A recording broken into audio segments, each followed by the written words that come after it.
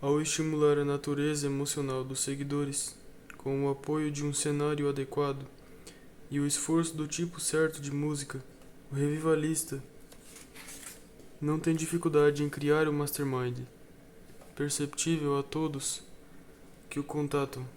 Até mesmo o ar fica carregado de energia positiva e agradável, que muda a química mental de todos os presentes. O grupo do revivalismo chama essa energia de Espírito do Senhor. Em experiências conduzidas com um grupo de pesquisadores científicos e leigos que desconheciam a natureza do experimento, o autor criou o mesmo estado mental e a mesma atmosfera positiva, sem chamá-lo de Espírito do Senhor. Em muitas ocasiões, o autor testemunhou a criação da mesma atmosfera positiva em grupos de homens e mulheres do ramo de vendas, sem chamá-la de Espírito do Senhor. Usando o mesmo princípio da química mental que o revivalista chama de Espírito do Senhor, o autor ajudou a coordenar uma escola de vendedores de Harrison Parker, fundador da Sociedade Cooperativa de Chicago, e a transformar a natureza de um grupo de 3.000 homens e mulheres sem experiência anterior em vendas, para que vendessem mais de 10 milhões em títulos em menos de 9 meses e ganhassem mais de 1 milhão. Verificou-se que as pessoas que entraram na escola alcançavam o auge de seu poder de vendas dentro de uma semana em média. Depois, era necessário revitalizar o cérebro dos indivíduos com um encontro do grupo de vendedores. Os encontros eram conduzidos mais ou menos da mesma forma que o revivalismo religioso moderno, com mais ou menos o mesmo equipamento de palco, incluindo música e oradores de alta potência, que exortavam os vendedores de modo muito parecido ao do religioso revivalista moderno. Chame de religião, psicologia, química mental ou como quiser, tudo se baseia no mesmo princípio, mas nada mais certo do que o fato de que, sempre que um grupo de mentes faz contato em espírito de perfeita harmonia, cada mente do grupo é suplementada e reforçada pela energia perceptível chamada de Mastermind. Segundo o conhecimento do autor, essa energia desconhecida pode ser o Espírito do Senhor, mas opera de modo igualmente favorável quando chamada por qualquer outro nome. O cérebro e o sistema nervoso humanos constituem um mecanismo complexo que pouca gente, se é que alguém, entende. Quando controlado e direcionado de forma adequada, esse mecanismo realiza maravilhas. Sem controle, produz assombros de natureza espectral e fantástica, como pode ser observado ao examinar qualquer interno em um manicômio. O cérebro humano tem conexão direta com um fluxo de energia contínuo, de onde todo homem deriva o poder de pensar. O cérebro recebe essa energia, mistura com a energia gerada pelo alimento ingerido pelo corpo e a distribui a cada parte do corpo, com o auxílio do sangue e do sistema nervoso. Isso torna-se então o que chamamos de vida. Ninguém parece saber de que fonte provém a energia externa. Tudo que sabemos é que devemos tê-la ou morreremos. Parece razoável supor que essa energia não é outra senão aquela que chamamos de éter e que flui para dentro do corpo, junto com o oxigênio do ar que respiramos.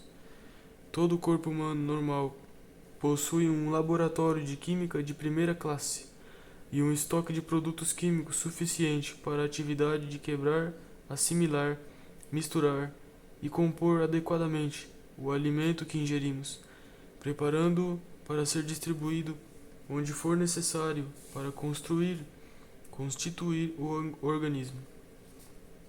Foram feitos muitos testes com homens e animais para provar que a energia conhecida comumente tem papel importante na operação química de compor e transformar o alimento em substâncias necessárias para constituir e manter o corpo conservado. É sabido que preocupação, excitação ou medo interferem na digestão, e, em casos extremos, interrompem o processo por completo, resultando em doença ou morte. É óbvio, então, que a mente atua na química da digestão e distribuição do alimento. Muitas autoridades eminentes acreditam, embora jamais tenha sido cientificamente provado, que a energia conhecida como mente ou pensamento pode ser contaminada por unidades negativas ou intratáveis, em tal medida que o sistema nervoso, como um todo, deixa de funcionar em ordem. A digestão é afetada, e várias formas de doença se manifestam. Dificuldades financeiras e amor não correspondido encabeçam a lista das causas para esses distúrbios da mente. Um ambiente negativo, tal como aquele em que algum membro da família pega no pé constantemente, vai interferir na química mental, a tal ponto que o indivíduo perderá a ambição e gradualmente afundará na letargia.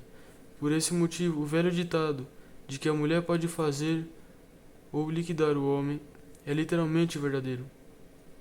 Em uma lição subsequente, um trecho sobre esse assunto é dirigido às esposas.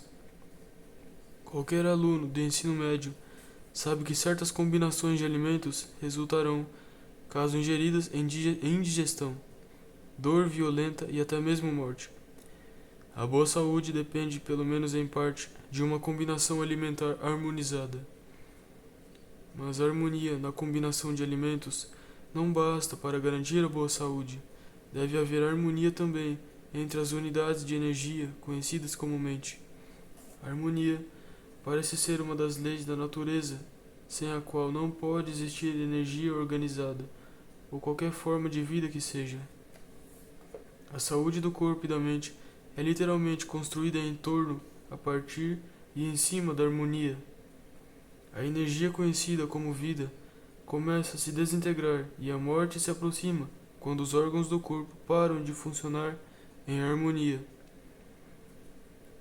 Um homem está semi-derrotado no minuto em que começa a sentir pena de si mesmo, ou a inventar um álibi para explicar seus defeitos.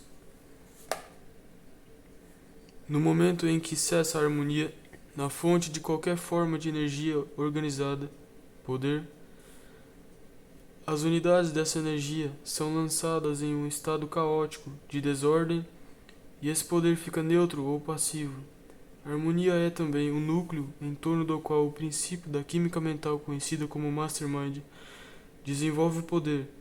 Destrua a harmonia e você destrói o poder que brota do esforço coordenado de um grupo de mentes.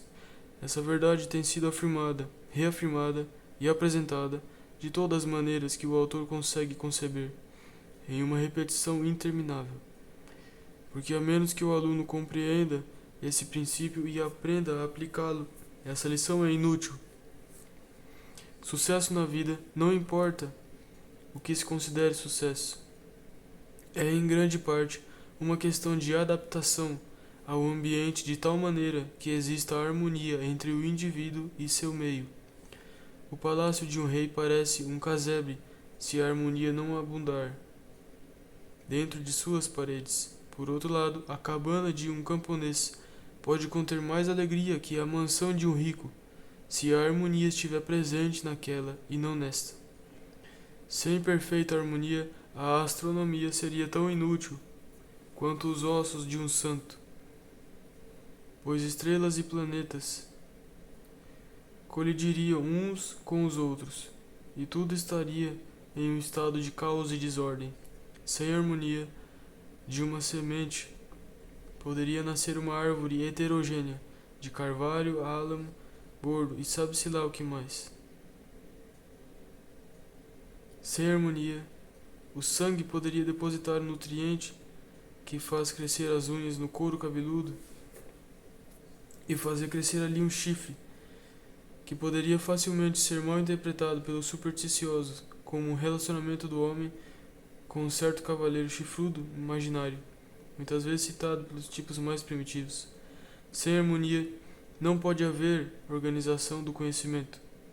Por isso, pode-se perguntar o que é conhecimento organizado, se não a harmonia de fatos, verdades e leis naturais.